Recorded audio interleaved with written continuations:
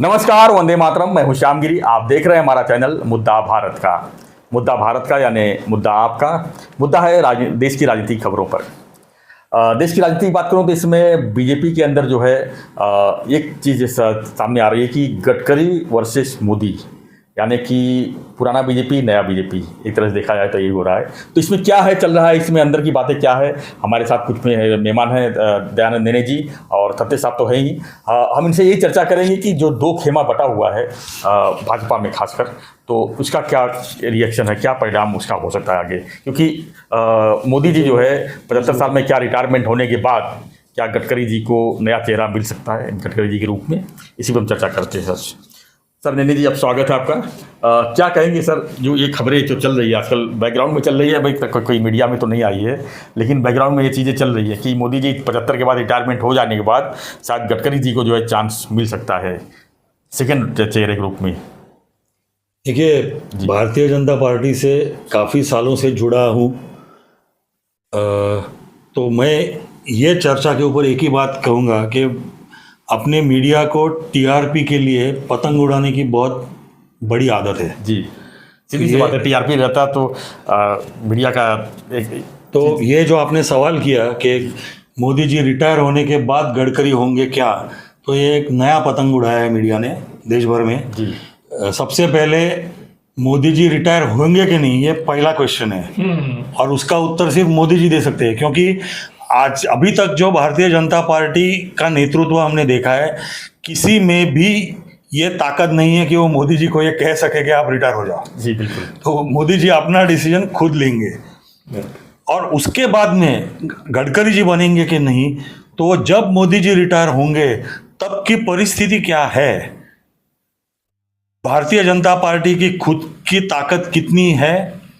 उसके जो सहयोगी जो दो बड़े दल है, जनता दल यूनाइटेड और तेलुगु देशम पार्टी, ये दोनों कितने मोदी जी के साथ में खड़े हैं या कितने भारतीय जनता पार्टी के साथ में खड़े हैं, ये दो चीज़ों के ऊपर नया नेता कौन होगा वो निर्भर होगा।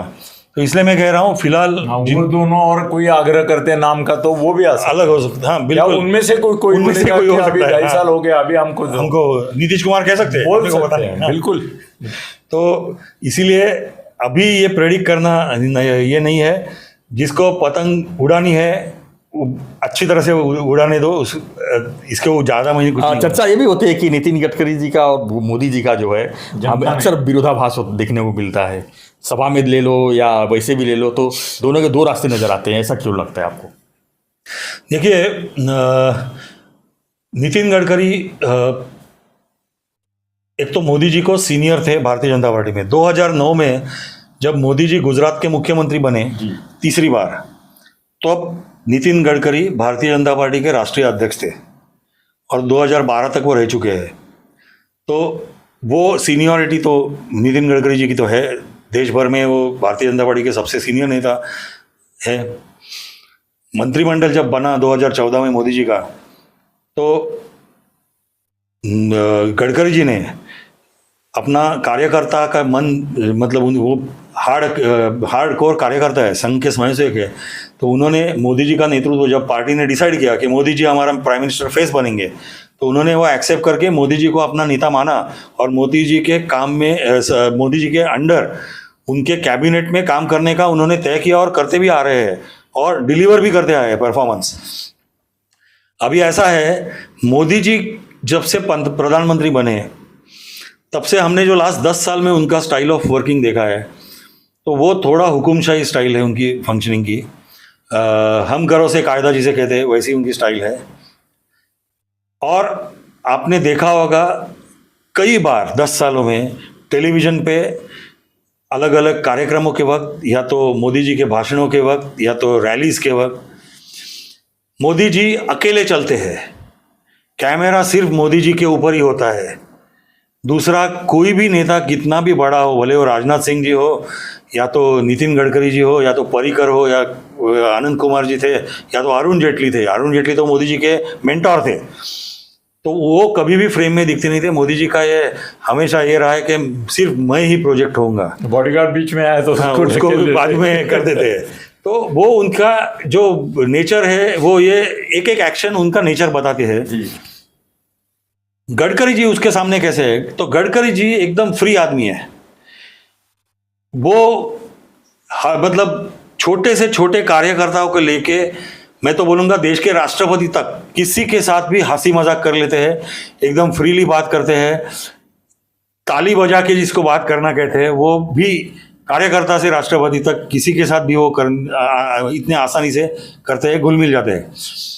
उनको उनकी ताकत क्या है खुद की ये मालूम है, और उनका वीकनेस क्या है वो भी मालूम है। और अपना वीकनेस ओवरकम करके अपनी ताकत के बलबूते पे अपना काम कैसे कराना, वो लास्ट 10 साल 15 साल से दिखा रहे हैं, बार बार दिखा चुके हैं। तो इसलिए उनका ये मानना है कि मैं आपके रास्ते में नहीं आऊँगा, मतलब किसी को भी, और आप मेरे रास्ते में नहीं आएंगे। मैं मेरा काम कर रहा हूँ, मेरा काम बोल रहा है। मेरे काम की वजह से 2019 में आपका दिखाने के लिए सिर्फ मेरा डिपार्टमेंट था, काम हमने क्या किया है वो दिखाने के लिए। तो वो उनको मालूम है और वो उस हिसाब से चलते हैं, उस हिसाब से ये होते हैं। अभी मैंने जैसे कहा कि आप जो बॉडी लैंग्वेज की बात करते हो कि गडकरी और इनके बीच में, तो अभी उसके ऊपर मैं कुछ ज़्यादा टिप्पणी नहीं करना चाहूँगा अभी। पर जो आपको दिखता है वही सब जनता को भी दिखता है, वो मुझे भी दिख रहा है। सिर्फ मैं ये इसके ऊपर टिप्पणी नहीं करना चाहूँगा अभी। एक सवाल सर फतेह साहब आपसे से कि बीजेपी में देखा जाए तो जो पुराने कार्यकर्ता है उनको साइड लाइन कहा जा रहा है, साइड लाइन किया जा रहा है और किया गया है, और बाहर से आए हुए लोगों को पहली प्राथमिकता दी, उनको टिकट तक दिया गया है। पहले टिकट दिया जाता है, बाद में साथ में आते हैं। तो इससे काफ़ी नाराजगी है बीजेपी के अंदर। इसको ये भी क्या मानते हैं, आपको एक कमजोरी है क्या? नहीं, ऐसा तो करना पड़ता है। कांग्रेस पार्टी जो है वही अकेली पार्टी थी ये देश में। जितनी पार्टियां आगे चल के निकली, जितनी जी 150 200 जो, वो हर एक आदमी पहले कांग्रेस में ही था, और उनमें से कई पार्टियां ऐसी निकली कि उनके लोग बाद में कांग्रेस में भी गए। तो कांग्रेस में ये होता रहा, बीजेपी में भी ये होता रहा है। भाई बलराज मधोक से लेके हम लोग सुब्रमण्यम स्वामी तक देखे तो बगावत करने वाले बहुत सारे हैं। भाई इनके लोगों ने भी बाहर जाके पार्टियां निकाली और फिर वापस आए। इनकी तो मध्य प्रदेश की वो मुख्यमंत्री थी उमा भारती, वो भी बाहर गई थी फिर वापस आई। कितने लोग आए, मनेका गांधी भी गई थी फिर वापस आई। तो ये चलता रहता है उधर, ऐसा उनको इतना कुछ गुस्सा आने की जरूरत नहीं है। उनके पार्टी में भी आए गए हैं लोग बैठे, तो ऐसा कुछ आप पाए। और ये तो पुराने हैं, गडकरी इनसे पुराने हैं उल्टा। सर 2014 के मोदी और 2014 में मोदी के साथ देने वालों के में और आज 2024 में क्या अंतर देख रहे हैं? कुछ नहीं, एक ही है, वही लोग हैं। 2-4 मर गए, बाकी लोग तो वही है। राजनाथ सिंह से लेके सब जो साथ में हैं वो वही लोग हैं, और उतनी निष्ठा से उनके साथ दिख रहे हैं। गडकरी पहले ही बगावत के मूड में रहते थे, 14 में भी, अभी भी बगावत के मूड में हैं। वो अपने बोला वो एक अच्छा है कि वो एक अवलिया है, तो वो उनकी तरह से बोलते हैं। और उनको बड़ी नहीं है मुख्य मिनिस्टर रखो नहीं रखो, कोई बात नहीं, वो सामाजिक काम में जुट जाएंगे, उनका नेचर अलग है। तो वो नहीं पसंद करते, बोलते हैं नहीं पसंद है मुझे, करना है तो करो कुछ। सर इसलिए आखिरी सवाल ये है कि देखा है कि 2024 में जिस तरह से अभी प्रधानमंत्री मोदी जी ने जो शपथ लिया, उसके बाद से लगातार विपक्ष जो है यह कहकर हावी होते जा रहा है कि मोदी जी कुछ दिन के मेहमान हैं, सत्ता वो जल्दी चली जाएगी और विपक्ष जो है कभी भी सरकार बना लेगी। तो एक ये नैरेटिव के बारे में आप क्या कहना चाहेंगे? देखिए, विपक्ष जो कह रहा है वो उनको कहना है, क्योंकि उनका वही काम है कि सत्ता गिर जाएगी। अपन ने जब 2019 में महाविकास आघाड़ी की सरकार बनी, तब बीजेपी 2 साल बार बार कहती थी कि इनका सरकार गिरने वाला है, अगले साल 8 दिन में गिरने वाला है। उसके बाद में संजय राउत लास्ट 2 साल से हर महीने की तारीख दे रहे हैं कि अगले महीने में गिरेगा, ये महीने में। तो वो उनका काम है विपक्ष का, वो काम कर रही है। जो भी विपक्ष में रहेगा वो यही बोलेगा। मुझे लगता नहीं कि ऐसा कुछ भी होने वाला है। और आज की जो स्थिति है, ये एनडीए की जो सरकार है वो 5 साल बिल्कुल पूरा करेगी, और आज के तारीख में मोदी जी का नेतृत्व है और मोदी जी के नेतृत्व के अंडर ही 5 साल पूरे करेगी, ऐसे मुझे लगता है। मुझे भी लगता है। धन्यवाद। तो आपकी क्या प्रतिक्रिया है इस पर? क्या मोदी जी का जो कार्यकाल किस तरह रहेगा?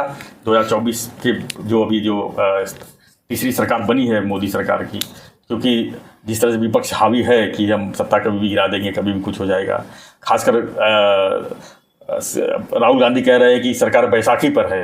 बैसाखी मतलब कि दो जो चंद्रबाबू नायडू और नीतीश कुमार जी जो है उनकी बैसाखी है, वो जब तक चलेंगे साथ तब तक चलेंगे। तो आपकी क्या प्रतिक्रिया इस पर हमें कमेंट बॉक्स में लिखिए और बने रहिए हमारे साथ ऐसी खबरों के लिए। देखते रहिए हमारा चैनल मुद्दा भारत का। चैनल को लाइक शेयर और सब्सक्राइब जरूर करें। धन्यवाद। जय हिंद, जय महाराष्ट्र, जय